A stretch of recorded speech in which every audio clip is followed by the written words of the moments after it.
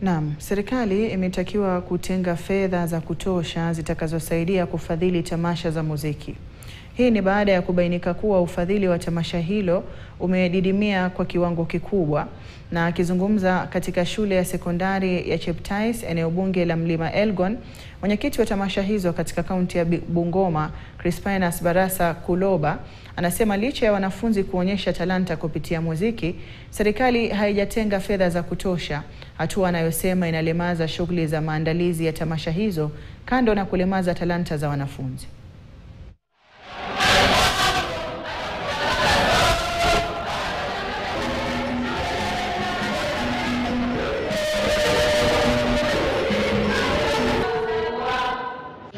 Na kwanza serikali kuturuhusu na kutupatia nafasi hii kwamba watoto hawa na vipaji vyao wakaweze kufanya kazi ambayo wanaifanya.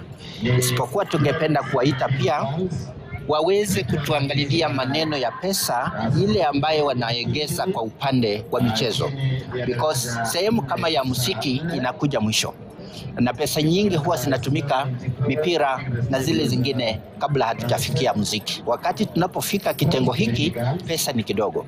Tena pesa ambayo inaletwa kwa shule kwa sababu ya michezo imepungua kiasi kwamba huwezi kusema.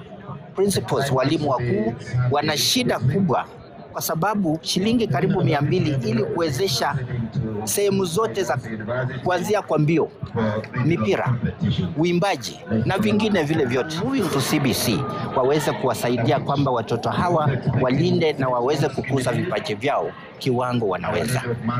Sawa sawa. Kama wakati huu nilikuwa karibu na sahau, timu zetu na Bungoma ina weledi wengi. Hii lazima niseme kwa sababu tukienda kuchukua vikombe kutoka kwa kiwango cha kitaifa, Bungoma huwa inaleta vikombe vingi sana. Sasa wakati huu wamepeleka uimbaji Kahaga Girls na Meru.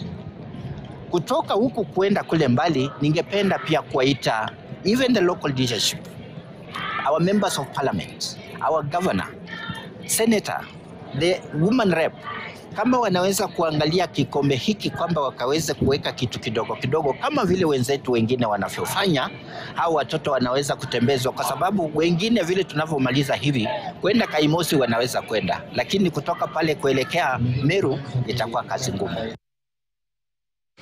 Na mtazamaji, kufikia hapo nafika mwisho mwa taarifa za Mbiu ya KTN alasiri ya leo. Shukran sana kwa kutazama na kusalia nami hadi tamati.